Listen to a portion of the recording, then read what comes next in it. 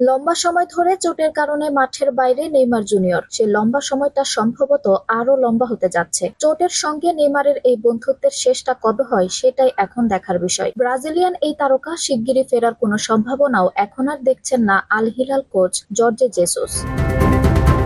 গত বছরের ১৬ অক্টোবর দক্ষিণ আমেরিকা অঞ্চলের বিশ্বকাপ বাছাইয়ে উরুগুয়ের বিপক্ষে খেলার সময় চোটে পড়েন নেইমার। সে চোটের পরই তার কোপা আমেরিকায় খেলা নিয়ে শঙ্কার কথা শোনা যায়। সেই আশঙ্কা সত্যিও হয়েছে। বাঁ হাঁটুর অ্যান্টেরিয়র ক্রুসিয়েট লিগামেন্ট ছিঁড়ে যাওয়ায় অস্ত্রোপচার করাতে হয় নেইমারকে। সে চোট থেকে সেরে ওঠার লড়াই চলছে তার এখনো। গত জুলাইয়ে অনুশীলনে ফেরেন নেইমার। সে থেকে তার খেলায় ফেরা নিয়ে জাগে সম্ভাবনা। চলতি মাসে এই ফুটবলারকে পাওয়ার আসার কথা আগস্টে শুনিয়েছিলেন আল হিলাল কোচ জেসুস, কিন্তু সম্প্রতি এক সংবাদ সম্মেলনে তিনি উড়িয়ে দিলেন সেই সম্ভাবনা। তিনি বলেন, আল হিলাল ও লিগের জন্য নেইমার একজন গুরুত্বপূর্ণ খেলোয়াড়। সে কবে ফিরবে সে বিষয়ে আমি নির্দিষ্ট করে কিছু বলতে পারছি না, তবে আমরা জানুয়ারিতে তার অবস্থা দেখব।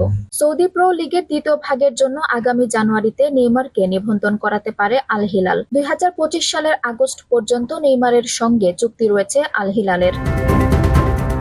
লম্বা সময় ধরে চোটের কারণে মাঠের বাইরে নেইমার জুনিয়র। সে লম্বা সময়টা সম্ভবত আরো লম্বা হতে যাচ্ছে। চোটের সঙ্গে নেইমারের এই বন্ধুত্বের শেষটা কবে হয় সেটাই এখন দেখার বিষয়। ব্রাজিলিয়ান এই তারকা শিগগিরই ফেরার কোনো সম্ভাবনাও এখন আর দেখছেন না Al Hilal coach Jorge Jesus. গত বছরের ১৬ অক্টোবর দক্ষিণ আমেরিকা অঞ্চলের বিশ্বকাপ বাছাইয়ে উরুগুয়ের বিপক্ষে খেলার সময় চোটে পড়েন নেইমার। সে চোটের পরই তার কোপা আমেরিকায় খেলা নিয়ে শঙ্কার কথা শোনা যায়। সে আশঙ্কা সত্যিও হয়েছে। বাঁ হাঁটুর অ্যান্টেরিয়র ক্রুসিয়েট লিগামেন্ট ছিঁড়ে যাওয়ায় অস্ত্রোপচার করাতে হয় নেইমারকে। সে চোট থেকে সেরে ওঠার লড়াই চলছে তার এখনো। গত জুলাইয়ে অনুশীলনে ফেরেন নেইমার। সে থেকে তার খেলায় ফেরা নিয়ে জাগে সম্ভাবনা। চলতি মাসে এই ফুটবলারকে পাওয়ার আসার কথা আগস্টে শুনিয়েছিলেন আল হিলাল কোচ জেসুস, কিন্তু সম্প্রতি এক সংবাদ সম্মেলনে তিনি উড়িয়ে দিলেন সেই সম্ভাবনা। তিনি বলেন, আল হিলাল ও লিগের জন্য নেইমার একজন গুরুত্বপূর্ণ খেলোয়াড়। সে কবে ফিরবে সে বিষয়ে আমি নির্দিষ্ট করে কিছু বলতে পারছি না, তবে আমরা জানুয়ারিতে তার অবস্থা দেখব।